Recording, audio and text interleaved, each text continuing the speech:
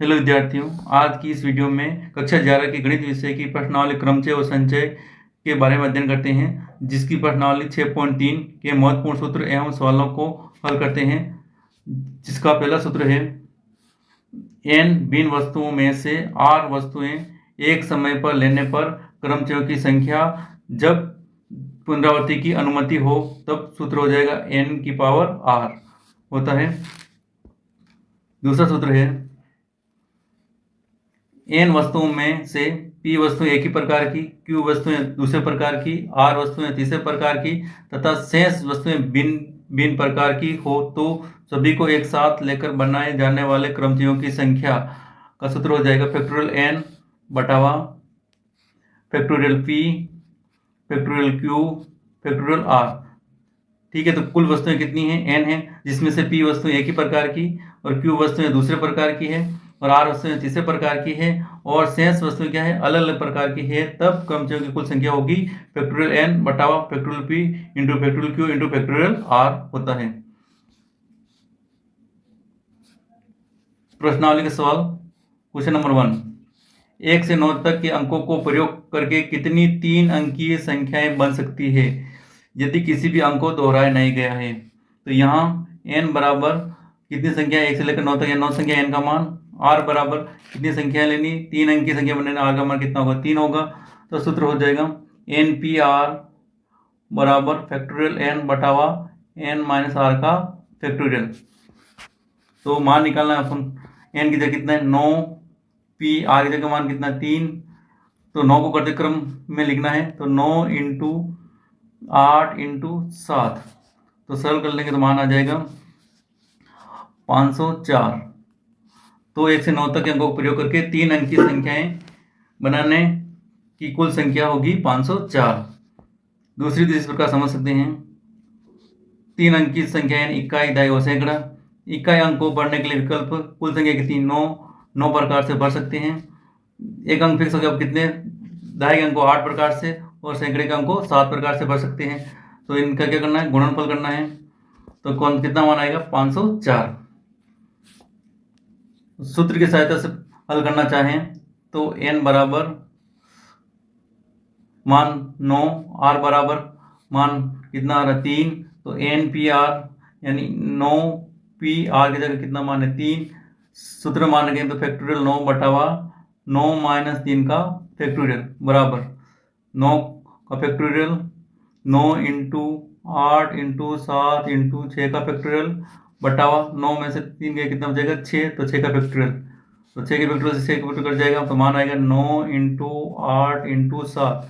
तो सरल किया तो मान कितना प्राप्त हो जाएगा? 504।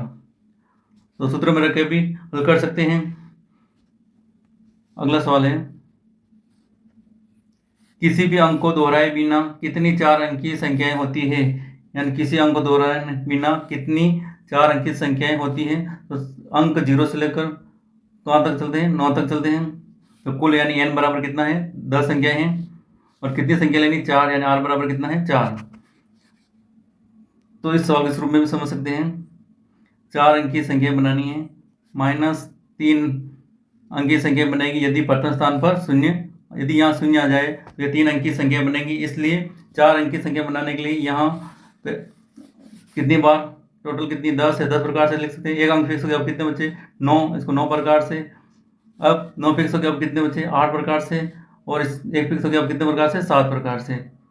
तो माना 10 इंटू 9 इंटू 8 इंटू 7 माइनस, यदि यहाँ अंक शून्य आ जाए तो कितने अंकों की? 3 अंकों की बनेगी। तो 0 फिक्स हो गया, अब कितने प्रकार से? इसको 9 प्रकार से, इसको 8 प्रकार से और इसको 7 प्रकार से लिख सकते हैं। यदि शून्य सम्मिलित हो गया है तो इसको सरल करेंगे, इसका मान आ जाएगा 5040 माइनस, और इसको गुणा कर सरल करेंगे तो कितना आएगा? 504। तो घटाएंगे तो 4536, 536 आंसर आएगा।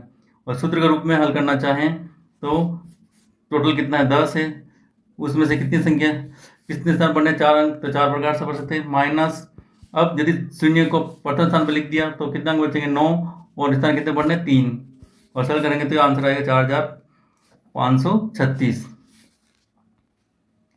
अगला सवाल है, अंक 1 2 3 4 6 और 7 को प्रयुक्त करने से कितनी 3 अंक की सम संख्याएं बनाई जा सकती है यदि कोई भी अंक दोहराया नहीं गया हो। तो यहाँ सम संख्याएं कितने अंक की 3 अंक की, यानी इस प्रकार इकाई, दशमलव और सैकड़ा। अब इस अंक को बढ़ने के लिए सम संख्या कब होगी, जब इकाई अंक, सम संख्या कब होगी जब इकाई अंक क्या क्या हो सकता है, 2 हो सकता है, 4 हो सकता है और 6 है। तो कितने अंक अपने पास 3 अंक है, तो इस इकाई अंक को बढ़ने के लिए कितने विकल्प 3 प्रकार से बढ़ सकते हैं। अब दहाई अंक को बढ़ने के लिए एक अंक यहाँ फिक्स हो गया और अपने पास कुल अंक कितने हैं, 1 2 3 4 5 और 6 अंक है, जिसमें से एक अंक अपन ने फिक्स कर दिया। अब कितने बच्चे 5, इसको 5 प्रकार से बढ़ सकते हैं।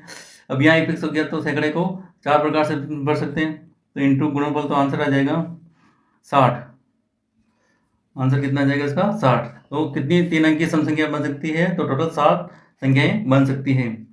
सूत्र के अनुसार हल करें तो कितने सम संख्या हैं, 3 सम संख्या हैं, और कितने स्थान बढ़ना है, 1 स्थान बढ़ना, तो 3p1 इंटू, अब 2 स्थान बढ़ने हैं। अब संख्या कितनी बचेगी अपने पास, 5, एक अंक फिक्स कर दिया, अब कितनी बची 5, 5p2। तो सरल करेंगे 3p1 यानी 3 को एक बार लिखना है, इंटू 5p2 यानी 5 घटा कर 2 अंक, तो यहाँ 5 इंटू 4, और सरल किया तो भी कितना मान आ जाएगा, 60। अगला सवाल है, अंक 1 2 3 4 5 के प्रयोग द्वारा कितनी 4 अंकीय संख्याएं बनाई जा सकती है यदि कोई भी अंक दोहराया नहीं गया है। यहाँ n बराबर कितना है, 5 संख्याएं हैं, r बराबर कितनी संख्या बनाई, 4, तो सूत्र के अनुसार 5p4 इस रूप में समझे। इकाई, दहाई, सैकड़ा और हजार, यहाँ 4 अंक की संख्या बनानी है। तो इकाई अंक को बढ़ने के लिए विकल्प कितने अपने पास, 5 प्रकार से बढ़ सकते हैं। दहाई अंक को बढ़ने के लिए 4 प्रकार विकल्प, एक अंक फिक्स हो गया। अब सैकड़े को 3 और हजारों स्थान को बढ़ने के लिए 2, तो गुणा कर लो, आंसर आ जाएगा। या इसी सरल करोगे तो 5 को घटे 5 तक 4 अंक होते हैं, 5 इंटू 4 इंटू 3 इंटू 2, सरल करेंगे तो मान कितना जाएगा, 120। तो अंकों के प्रयोग द्वारा 4 अंक की संख्याएं 120 प्रकार की संख्याएं बनाई जा सकती है। इसी में है, इसमें से कितनी सम संख्या होंगी, कितनी सम संख्याएं, तो 4 अंक की संख्या बनानी है अपन को, जिसमें सम संख्याएं, यानी सम संख्याएं कौन कौन सी है, 2 और 4 है। तो सम संख्या कितनी है, तो इस कॉलम को बढ़ने के लिए कितने विकल्प हैं, 2 विकल्प हैं। अब यदि यहाँ एक अंक फिक्स हो गया, अब बच्चे कितने, 5 अंक थे, एक फिक्स कर लिया, अब कितने बचेंगे, 4 प्रकार से, इसको 3 प्रकार से और इसको 2 प्रकार से, तो गुणा कर देंगे तो ये आ जाएगा 48। तो कुल कितनी सम संख्याएं बन सकती है, 48 सम संख्याएं बन सकती हैं। सूत्र में मान रखना चाहें तो 2 सम संख्या हैं, जिसमें से स्थान कितने बने, एक स्थान है, 2p1 इंटू, अब कितने स्थान बचेंगे, 3, जिसमें से कितनी संख्या अपन के पास 5 थी, कितने स्थान बनने हैं, 3 स्थान बनने हैं। तो यहाँ 5 सम संख्या, तो यहाँ कितना जाएगा, 4 आएगा, और यहाँ कितना जाएगा, 3। तो सरल करेंगे तो 2 को एक बार लिखना है, 2p1 इसलिए, इंटू 4 को 3 करते क्रम में 4 इंटू 3 इंटू 2, और सरल करेंगे तो मान कितना जाएगा, 48। दूसरा है, अगला सवाल है क्वेश्चन नंबर 5, 8 व्यक्तियों की समिति में हम कितने प्रकार से एक अध्यक्ष और एक उपाध्यक्ष चुन सकते हैं, यह मानते हुए कि एक व्यक्ति एक से अधिक पद पर नहीं रह सकता है।